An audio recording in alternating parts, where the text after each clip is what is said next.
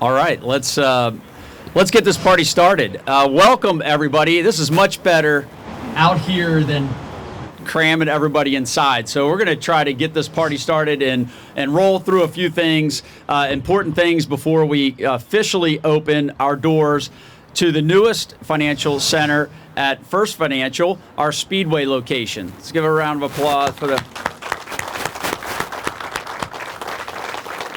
this great crowd too, because I was thinking, Cincinnati's like tornadoes, hail, dogs and cats. Everything was happening. So here we even have a little break of sun. So we're going to recognize many folks here today that are joining us, both bank executives, representatives, the branch team, of course, and we have some leadership from the Speedway community and the business community. And I want to bring up Grant Kleinhens. Grant's going to come up. Grant, thank you for being here, town manager, and take Absolutely. Over. So,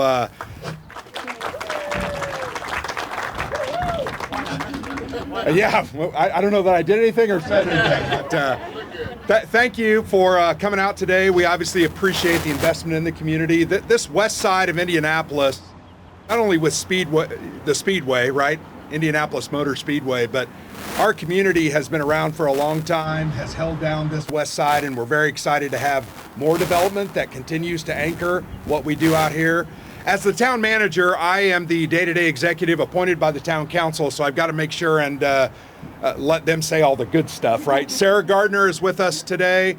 I'm going to introduce some of our, Kyle Treveley with the school superintendent is under the tent there. We have Sam Alexander with the police department. Chief Robert Fishburne with our fire department, Chief Upchurch with our police. Try to make sure I don't forget anyone. John Reller is on our CDC. Carmen Lethig is with our economic development arm. We have Sarah Gardner, already mentioned. Cheryl's our communications person. Bev and others are volunteers on various boards and commissions that serve the community. But I think that's one of the things that makes Speedway great is the fact that the fiber of our community is deep. People care and love the area and give of their time. So I'm going to turn it over to Sarah and have her give a huge diatribe about Speedway. So. All right. Well, this is very outside my comfort zone. I am new on the town council, so thank you guys for being gracious with me.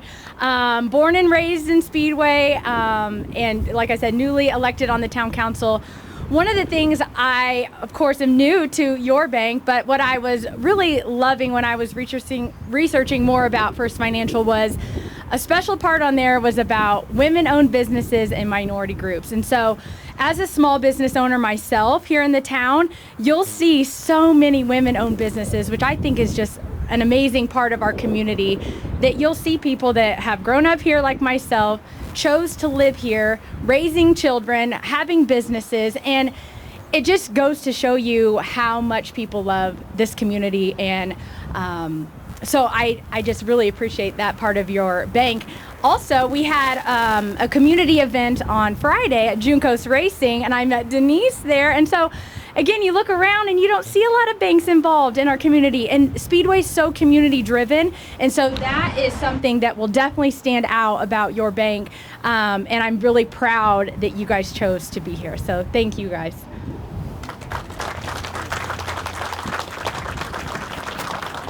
Thank you. You did a great job. You have to come to our next grand opening. What is our trail? We're going to give her more speaking opportunities. Yes, very smart, great. My name is Mark Extracamp. I forgot to mention my name. I'm very blessed to work at First Financial, but specifically, I get to work with the retail side of the company. And just a quick overview of that. This is one of 130 locations, so this is our 131st. We are spread out across 4 states. We're in Illinois, Indiana, Kentucky, Ohio. We have separated ourselves into districts and regions, and one big reason why we do that is because part of our corporate strategy, corporate intent, is being proudly local. And it's easy to say that, but it's great to hear the comments from Sarah, because we truly want to be embedded in the communities that we serve.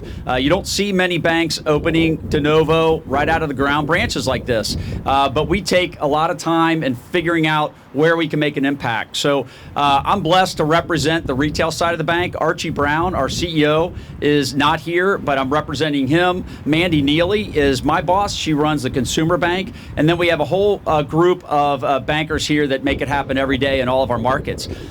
Quick note about this branch. What's cool about it is this is a perfect example of a branch model that brings to the community not only our people, which bring talents, they bring time, experience, but we've got great technology here. We have, for example, 2 ATMs that are here. That means that you not only could do ATM banking, but you could do face-to-face banking from 8 a.m. to 8 p.m., 8 to 5 on Saturday with a bank employee, a bank associate, and do teller transactions. You can come in here and do anything. This is a full-service financial center. We have not only Denise Malm is our financial center manager. Where's Denise? Denise is over here. We have financial center managers at all of our locations because we love local leadership. So she provides leadership day to day, both from working with clients and running a tight ship here. She has 2 bankers here today too. We have Darian Cool, a consumer banker. And then John Wood, where's John? John's over here. John Wood, also here, a consumer banker. But that's not the extent of it. We bring to market a lot of expertise, and I'll just run through some of the folks here that operate kind of out of this location as a hub. We provide leadership on the commercial side, and I think Chris Mills, I don't know if he's here, represents us there. But we have Brad Fenton. I'm going to get to Brad. Brad used to work for me. Let's just bypass Brad. We have commercial lenders that operate all through greater Indianapolis. So Chris is out of here. Brad Fenton also on the commercial side. We have private banking that can work out of here. If you need a mortgage, we have an MLO operating out of here, Dottie Hillman. Wealth advisor, Casey Kroll. Casey's here. We have a preferred banker, Derek Cram, who's here as well. They bring our Yellow Cardinal business. Yellow Cardinal is part of First Financial, so planning, investments, all of that stuff. We also operate, I mentioned small business, mid-size, large, nonprofits. We have a work-life program that's top-notch. We really love it. And Jordan Gates provides our work life. I think Jordan is here, yes. Small business, mid-size business lending and banking. Demetrius Anderson is here. He operates out of this location. And then, of course, leadership. We have Michael Lubke, who's a district leader of the entire Naptown district that includes kind of branches downtown and includes Speedway. And then Tom Barnett is our regional president. Now, there's a lot of folks here. I'm going to lean on Riddell McCullough. Riddell leads all of our community development. The Banks Foundation is really embedded in everything we do, not just in this market.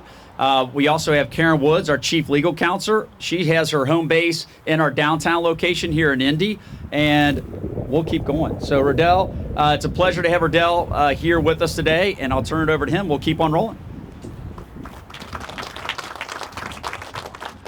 Well, thank you for the applause. I normally don't get that. So, as Mark mentioned, I'm Riddell McCullough, Chief Corporate Responsibility Officer for the bank.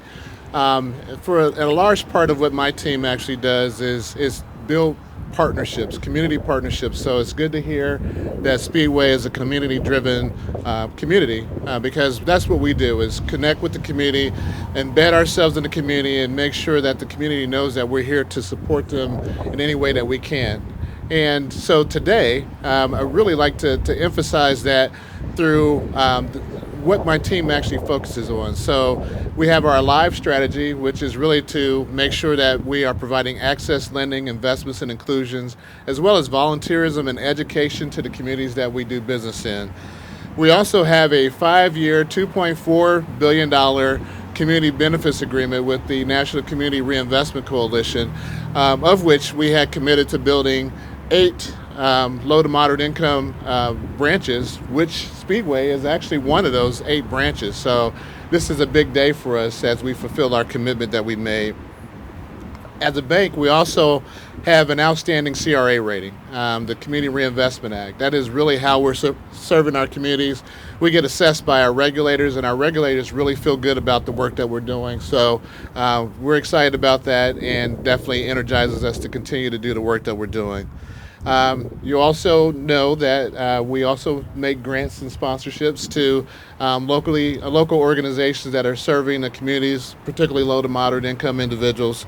But then we also have financial literacy programs, and we also, as part of that, have a volunteer program that we actually provide 8 hours of paid time off for our associates, of which in 2023 we had over 14,000 hours that we did in the community serving those organizations. Which is really why I'm here today, is to talk about some donations we want to make to some local organizations that are having an impact within the Speedway community. So, start with that. Each of these organizations that I named, so I'm going to name 4 of these organizations, they're going to receive a donation from First Financial to commemorate our branch opening and the amount of $1,250. And that is a seed that we hope is the beginning of a partnership that we can deepen that relationship and continue to help you serve the clients that you serve and have that impact in the community. So the first is Speedway Trails. So if we have a representative, come on up. So we'll all crowd around the mic here. Second is the Speedway Lions Club.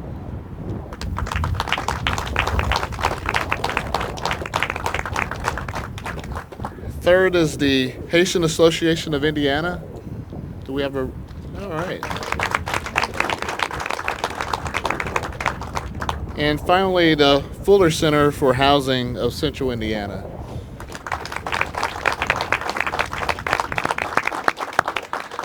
So each of these organizations I mentioned will receive $1,250. I will make sure that we get your contact information, stay in touch, and figure out how we can deepen those relationships. Thank you. All right, thank you. So with that, I'll turn it back over to Mark to walk us through the ribbon cutting. So might need a little bit of help here, but since we're outside, Denise and your team, and we have a lot of other bankers here, and as we assemble to kind of cut the ribbon, want to give a shout out to Annie Efkeman. I don't know where Annie went to. Annie did all the behind the scenes work to make this happen. Tim Condren, who is in charge of our PR communication, was very involved too, so shout out to Tim. Doug right here. Doug is facilities, distribution, works right with the construction crews and the teams that did such a good job to bring this building out of the ground. So thank you. And yeah, we're getting there.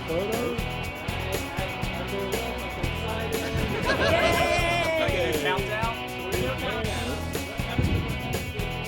3,